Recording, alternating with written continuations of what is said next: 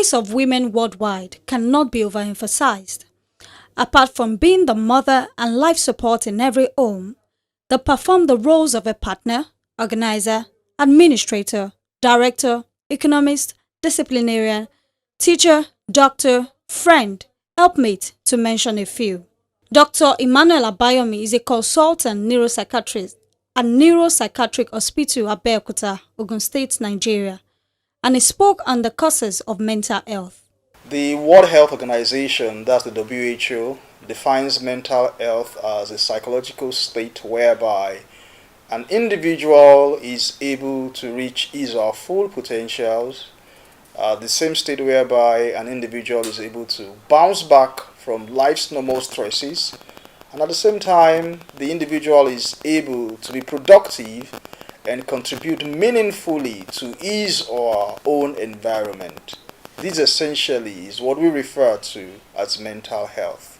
People can suffer mental health challenges at different age groups. Mental health challenges cut across the lifespan.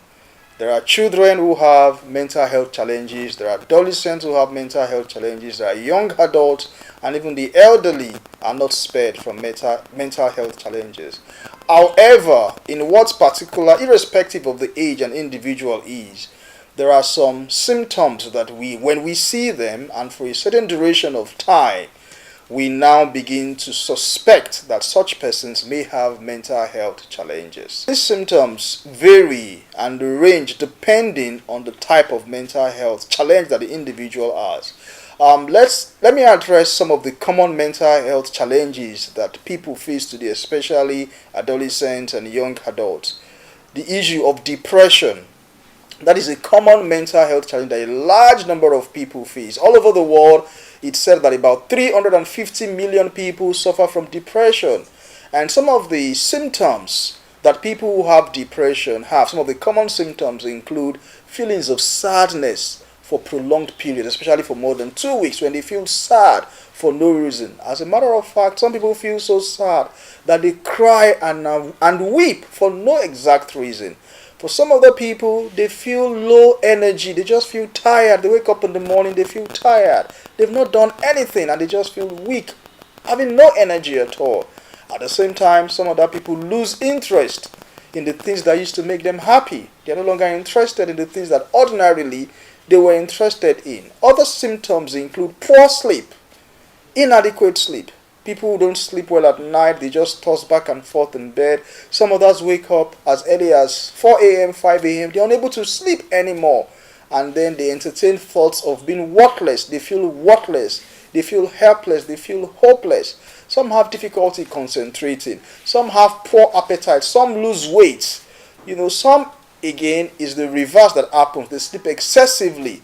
They have thoughts of suicide, of wanting to leave this world and even take their own lives. These are some of the common symptoms of depression that we find in people who have the mental health challenge that we call depression. Women, as weaker sex, should be pampered and should be provided with life comfort.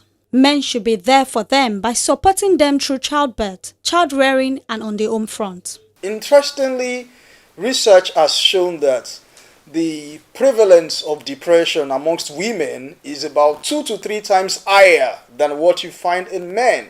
In other words, more women suffer from depressive illness than men. And some reasons put forward for this is what you've mentioned. Women go through a lot of stressful life events. They have to go through childbirth. They go through their menstrual cycles year in, year out. Childbirth, childbearing, then menopause. Women undergo through a lot of psychosocial stresses. This may explain why more women come down with depression than men. Another reason may be that the way society is structured, more women, or rather, women have little room to express and socialize, to express their desires, express their feelings, and socialize. Especially in a society like ours where there is patriarchy, it makes it difficult for women to find freedom, find expression, to say the things they feel. However, mental health problems affect women and men equally, but more common among women due to their vulnerability. Abuse is often a factor in women's health problems that need urgent treatment and intervention. Again, there's the issue of physical or domestic violence. Studies have shown that although it is not only women who are victims of domestic violence, but the larger majority of sufferers of domestic violence are women. And studies have shown that physical trauma and even psychological trauma has a way of affecting the brain. Sometimes it can lead to what we call post-traumatic stress disorder. In such victims of domestic violence, people may suffer physical injuries, and then the psychological pain, the psychological assault that results from the physical injury can be quite debilitating, can be quite psychologically traumatic on them, may lead to release of stress hormones and some chemicals in the brain that may further make these people vulnerable to depressive illness. It is true. Physical violence, domestic violence, even abuse, whether physical, sexual, or psychological in childhood, has been shown to contribute to people coming down with depression later in life. Women's readiness to talk about their feelings and their strong social networks can help protect their mental health. One of the most prevalent causes of women's mental health over the years has been identified as battering. Women battering remained a bordering global issue that needs to be addressed aggressively. Women who are continuously battered or abused tend to be less productive or non-productive. They cannot think for themselves and often feel insecure. Many of them live in prison mansions where their voices could not be heard. Eventually, they become depressed and mentally ill.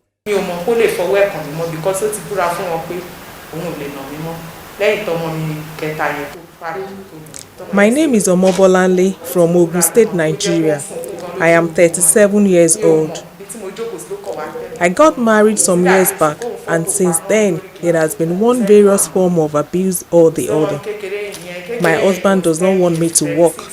He believes other men out there will be admiring me. Yet we are poor and cannot afford the basic needs of life. So I just need to work to make ends meet. One of the ordeals that I've gone through in his hands is continuous battering. The last one I experienced led to the death of one of our children. This made us separated, but the two families came together and resolved the matter, and I returned home. My husband made a vow to the two families, his own family members and my family members. He promised and made a vow that he will never lay his hands on me again.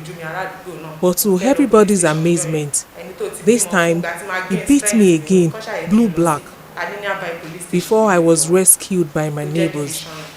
When the people around saw my situation, they pitied my condition and went to report him at the police station.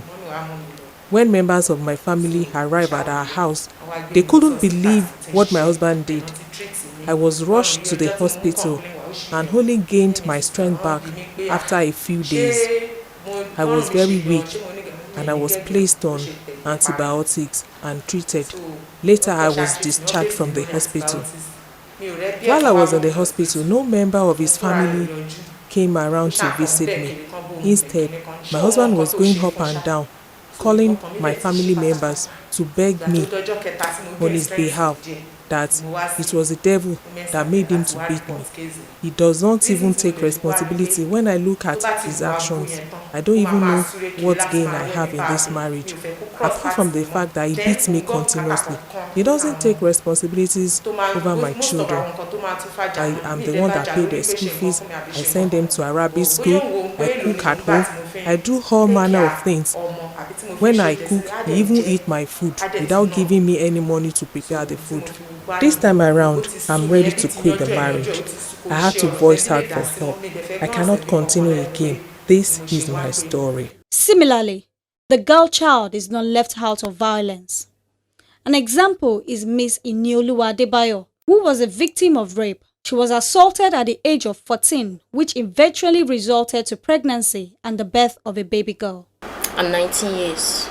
It happened in year 2016 when I was still 14 years. There is this man, he's my neighbor, my dad's tenant, so he's very generous and kind. So he do give me money and I do thank him for his kind gestures to me.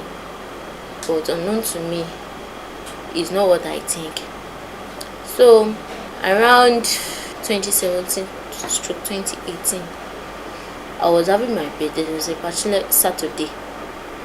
We are heading the environmental sanitation, so every other people were out for the environmental sanitation. I was having my bath in our bedroom because it's a public bedroom. So I was having my bath and he barged into the bedroom. So I asked for his reason for barging into the bedroom, and he said, didn't I know his kind gestures to me all these days that I have to cooperate with him, that I should not shout, and he's holding a cutlass. So I was afraid and I was shocked. I was scared to shout. Unfortunately, he had his way with me, which resulted to pregnancy. I couldn't tell my parents, but I later traveled to Imo State in Nigeria. So I opened up to my uncle's wife. I told her everything. So the case was taken up by the NGO Spouch organization. The case was taken to the police station. From the police station, it was charged to court. Ever since then, till I give birth, Spouch initiative have been of help for me. They are the one that helped me back to my feet. My advice to other girls, adolescent, teenagers, even those that are older than me, that they find themselves in this kind of situation. No matter how a man threatens you or a woman threatens you, because a boy can also be abused. No matter how anyone threatens you, please don't be dismayed. Don't lose hope. Don't give up. Fight for your rights. Experts pointed out that 1 in 5 women has a common mental health problem, ranging from depression, anxiety, or self-harm. For women out there who may have been victims of one form of domestic, physical, or psychological, or even sexual violence or the other, my word of advice for them is that, like we've said, this can set the templates for a future mental health challenge. It can precipitate mental health challenge in them, and for those who already have a mental health challenge, it may make it difficult for them to want to come out of it. So we want to encourage them. For anybody who's been a victim, we want to encourage them to please speak up.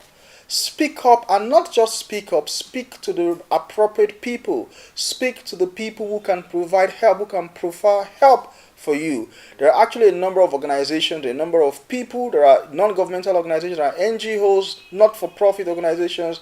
There are psychological helplines available available in the nation that you can reach out to. There are hospitals, there are counselors that you can reach out to let them know what you've suffered, so you can get help. There is psychological support, psychological interventions that can be provided for people who have suffered this, such that as a result of the violence they've suffered, they do not go on to have a mental health challenge in the future. In conclusion, it is advised that no matter what the women go through, they should speak out and should not take their mental health with levity.